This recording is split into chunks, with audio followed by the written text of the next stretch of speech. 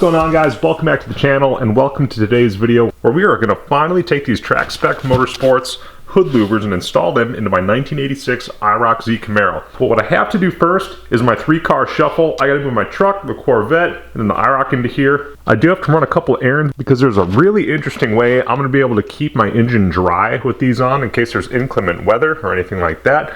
It's an excellent idea that my buddy Emac had, and all credit goes to him for that part of the video. But like I said, first things first, I got to bring the car in here, let it warm up a little bit, and hopefully I'll be able to find the stuff that I'm looking for locally. But we'll talk about that in a little bit. So I'm going to fire up the Corvette, get it in the other garage, and we'll get the Iroc in here and get to work.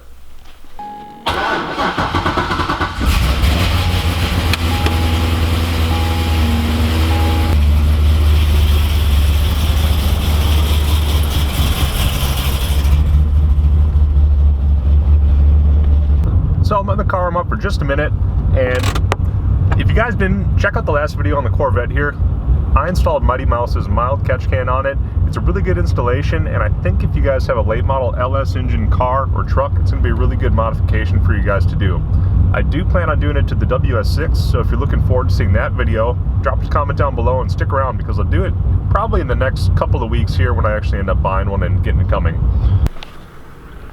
Alright, so I haven't driven the car in probably a week or two, but you can see there's a little bit of snow on it, but we actually haven't had that bad of weather yet this year. I'm going to warm it up out here a little bit. Hopefully it's going to...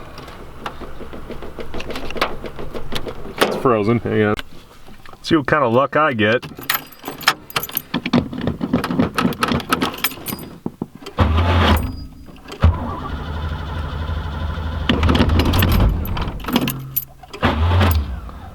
Starter's acting up. Wow. For the record, it's like 15 degrees right now, so it's well below freezing, which is kind of surprising it actually fired right up. I did notice that the starter's been acting up a little bit on the last couple of really cold starts. It's like the plunger doesn't actually get driven out all the way, so it might be frozen in there from sitting after being warm. Hard to tell, but it's a little bit temperamental, so I'm gonna let this warm up for a little bit. I'll scrape a bunch of snow off it, get it in the garage, and let it melt while I go pick up some parts. Alright, so it really ran like crap this time, and I don't know exactly what's going on, but it's like as soon as it started warming up, it ran worse and worse and worse, so I don't know if the choke was shut too tight now that we're in actual cold weather or what the deal was, but it really ran bad. It hardly wanted to run. Now, that's something to look into later, but more importantly, I'm going to cut holes in the hood right now because that's what I need to do, being it doesn't run real good. Trackspec Motorsports gives you a really nice cut template, so hopefully I'll be able to just pull these out, cut my lines, and I'll be able to pop rivet these into place, and they're going to look really cool under there, and hopefully I'm going to be able to keep the car dry like it is outside for the rest of the winter. What you are going to need is a pop rivet gun. You're going to need some sort of cut-off wheel or a sawzall or something like that, or a little metal jigsaw. Preferably you're going to have something to cut a straight line with, and for me it's going to be a 3-inch cut-off wheel. Got a whole bunch of extra blades here. Make sure you have safety glasses and probably some hearing protection for this stuff because it is going to be very noisy when you're doing it. Last thing I'm going to recommend is that you cover up the windshield with something and cover up the engine bay, obviously, because you are going to be blowing a bunch of hot slag all over the place. You don't want those little BBs getting stuck in the glass, and you don't want them getting shot in your engine bay where there's plastics and things like that that may catch fire. So make sure you got a fire extinguisher by when you're doing any grinding or welding. But most importantly, use common sense because you are making sparks around things that can catch on fire. So first thing I'm going to actually do is cover up the Trans Am with the car cover. I don't want any sparks flying and getting embedded inside of the paint or glass or anything like that, especially on that car. So I'm going to go ahead and protect that. I'm going to open up the hood, get the factory vents out, lay my template in on both sides, and make my marks and start cutting. So overall, it seems like it's going to be fairly straightforward. When we're all done, we're going to have functional hood scoops. So some people might be upset about cutting this car up, but like I've said before, this car is really far from perfect, and it's actually a perfect candidate to cut up.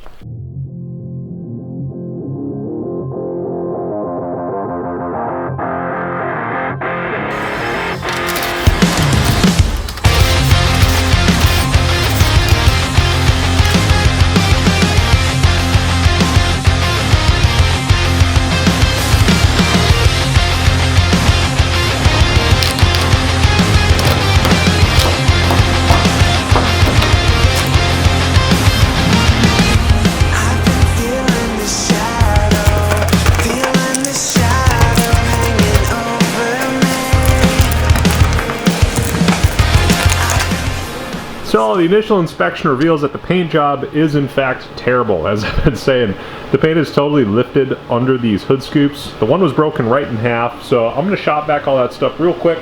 Now maybe one day if I go ahead and do a full restoration on the car, I'll probably find a straight non-rusty hood to find, but all the structure underneath it has a little bit of rust all over the place, and honestly these hoods are still out there. You can still find them, so I don't feel bad about cutting this one up. If I do find another nice hood to replace this with, if I go ahead and repaint the car one day, I will cut it up again because these are sweet hood scoops. Now, I'm going to clean it up really quick. The driver's and passenger side each respectively have a stencil. Here's the driver's side. And this looks like it's where you're going to have your cut lines right here. So I'm going to go ahead and keep on keeping on, and I'll report back to you guys when I'm more or less ready to start cutting. All I'm doing to clean this up is some of this action. Now, I would not recommend using a Scotch-Brite pad on anything that's going to be nice or that you're going to see, but this whole section of paint is going to go away. The point of using the Scotch-Brite pad is that I'm actually agitating the dirt and loosening it from the paint below it. So what you're going to get in not a lot of time is a really clean surface to work with. Especially being it's already, I'm planning on cutting this out. I wouldn't worry about it at all.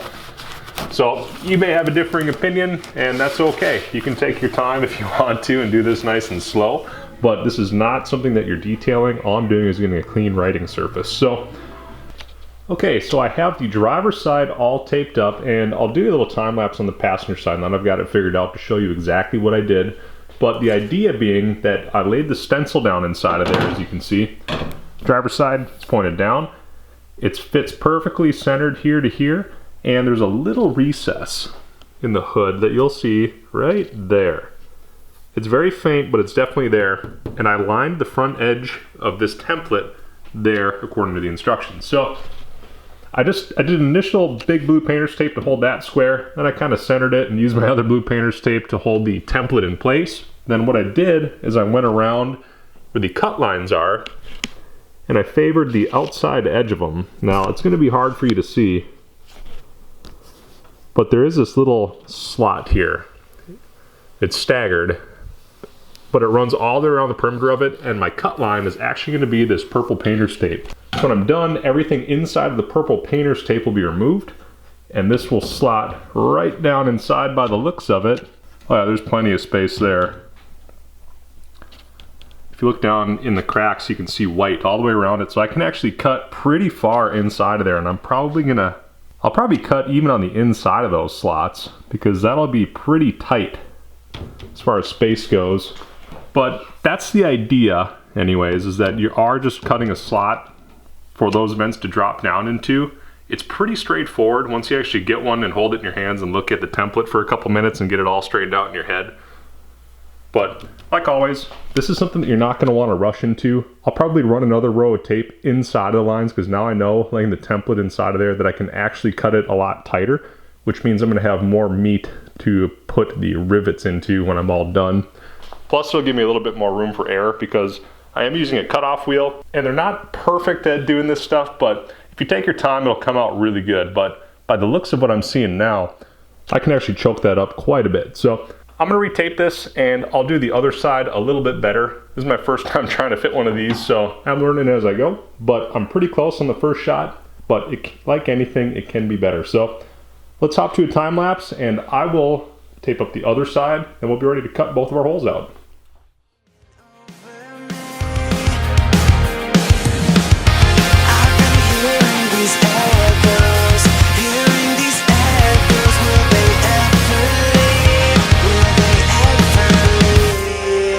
What are you waiting for?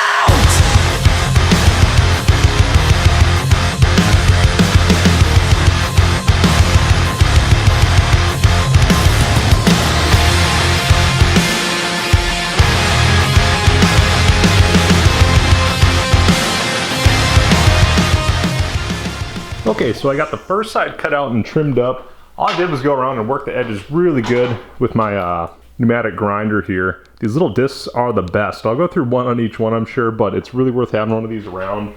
Otherwise, you can use a file, something like that, but what I ended up doing is actually grinding away some of the paint. They recommended actually painting the area black that it's going to sit on so it actually doesn't distract your eye when you look at it, and that's actually a good piece of advice because I can see quite a bit of white behind mine still. I cut mine nice and fat so there's plenty of area for the whole thing to sit on and actually rivet to. Now that that's all done, I'm going to move on to the other side, get this one all cut out and cleaned up, and what I'm going to end up with is two perfect holes that are ready for priming and painting on the inside. I'll probably run my tape line somewhere maybe like a 3/8 of an inch or a 1/4 inch or something outside of the line, and I'll just throw some satin black on it, and it's going to look really good. And when you're all done, it's actually not going to have your eye catch anything behind it, like some of the supporting material you're actually going to see unless you go under the hood and cut that all out manually. It's something you can't really do from the top. This is all pretty straightforward. It makes a hell of a mess wherever you're doing it. Honestly, I probably should have just done this outside, and check out under the hood. It is just covered in metal bits. So I'll probably go outside when I'm all done with the air hose and just spray it out really good while it's running, and hopefully it's going to be okay. But so make sure you cover up as much as you can. I am super glad I got that welding jacket on there, and this is pretty much what you're left with. Obviously I've test fit it once already. I cut it in such a way where the front hook here, as you can see, is actually going to go right under the hood. This will take a little bit of finagling to get into place, but you get the idea. It'll actually straighten itself out when it's in place, being it's not perfectly straight, but that's what the rivets are for. So I'm going to keep going. I'll move to the passenger side, and hopefully I'm going to have two that are really close to being ready to zap down really quick. Here's what you'd see without painting, for example. Even when it's in place, you're going to see all that white behind it. So anything I can do to keep your eye from catching that is going to be good. Unfortunately, this paint was bad in here where the old hood scoops were. So I don't know what to do with this other than actually repaint the whole hood at this point. But for now, it's serving its purpose, and what we've got is a functional louvered hood scoop on this side.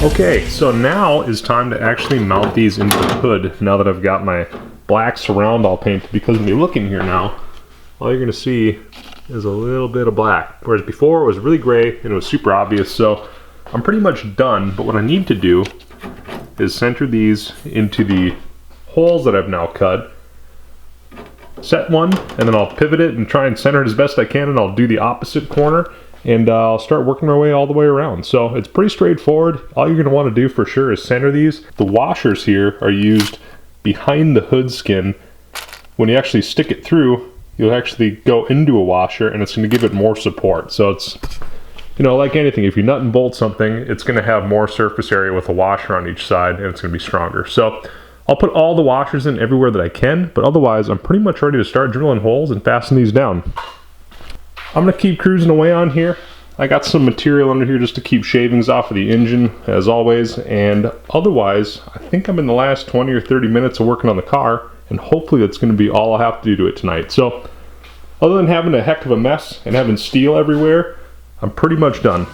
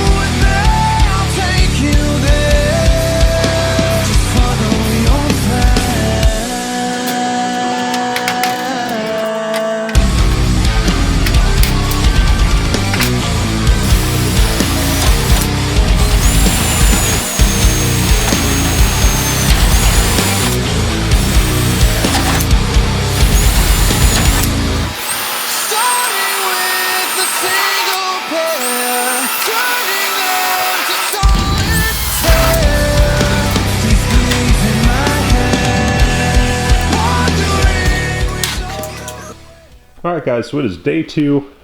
Sun's shining, so I'm going to go take a thumbnail real quick.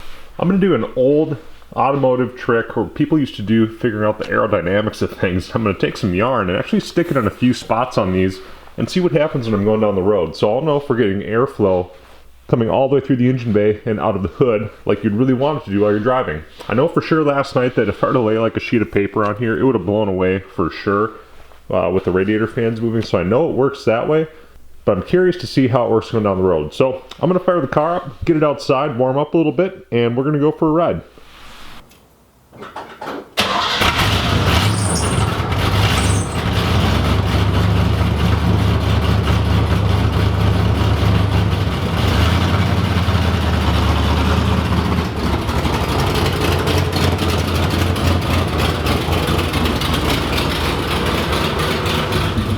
We'll try around 25-30 miles an hour and see what we get. And sorry if the camera goes in and out of focus.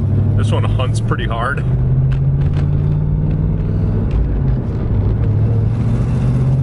Here's about 25 miles an hour.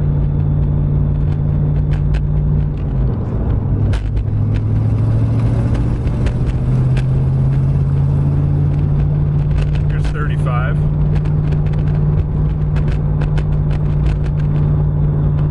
Seem to be doing some venting.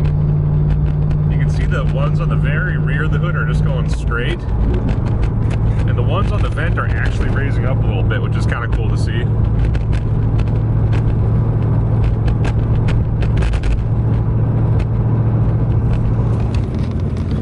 Alright, so we'll go a little bit quicker here.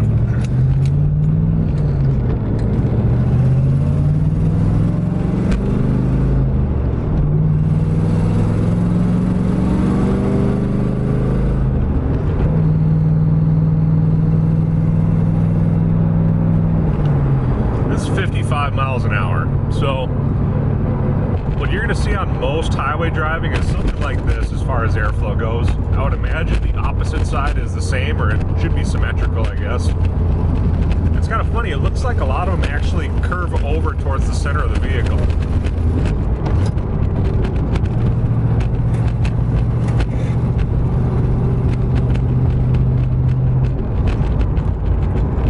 Like the little bit of lift that comes out actually gets curled over towards the center of the vehicle, where there must be faster air moving over the center of the hood now that there's not a hole there. It's about all I can figure, I guess. So I'll go a little bit quicker here, try and get up to freeway speed now that we're on the highway.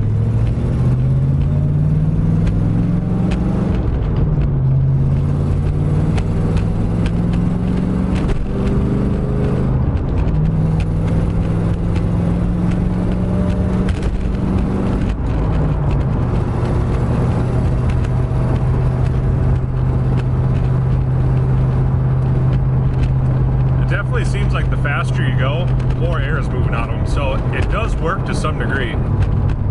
How effective it is, I don't know. I'm not an expert in aerodynamics, but maybe somebody watching is and can tell me a little bit more about what we're seeing here. So if you got a comment on it or anything like that, drop a comment down below. Let me know what you think. Do these things actually work or not? You know, to be honest, it doesn't seem to me on whether or not it's a question of them being functional. I think it's pretty obvious that they work at this point. If you're gonna go out and race your car or do anything like that, I could recommend one of these for sure. I do wish that Trackspec Motorsports offered some sort of cover for the louvers while you're not driving it, or while you might have some inclement weather or something like that. It'd be nice if there was some option like that out there, but I do think that I've got an idea of how to do it after talking with my buddy Emac about it. He's got a really good idea. I don't have the stuff right now. I actually ordered it. It's in the mail right now, so I'll probably throw that into the next video. But he came up with a pretty cool way on how to cover up those hood vents, and hopefully in the next video I'll have all the parts on hand to actually do the installation quick. It shouldn't take long, and it should be pretty cheap to keep your engine covered up when you're not driving it. Alright guys, well that's going to about do it for today's video. If you're interested in picking up a set of these Trackspec Motorsports hood vents, check them out on their website. They are on all the social media, Instagram, Facebook, and stuff like that. So definitely check them out and give their page a follow. There's a lot of much nicer cars out running this stuff than this car. And, you know, the install would have turned out really good if the paint actually hadn't had a problem under the factory louver. This would have turned out awesome. So, little unexpected issue there, but like anything, we'll end up working around it. It's going to be better than ever when we get to actually doing some painting or whatever we're going to end up doing with the car. But a couple people may have noticed that the rear louvers are actually bent. I had to bend them because I have a giant air cleaner under here. Luckily enough, it actually fits under one of these hoods in the first place. These actually sit a little bit lower than what the factory hood sits. So these rear ones I actually just bent up with I beat on a little bit with a hammer, and they actually are out of the way now and the hood's not hitting anything. So that's what that's all about. You probably noticed it in either the thumbnail or in the video at some point, but anyways, that's about all I've got for you guys in today's video. Hope you guys liked it. If you did, give it a thumbs up, subscribe to come back for more content on the Iroc-Z and soon to be the WS6, and of course the Corvette is always on the channel. But until the next upload, we'll see you guys next time.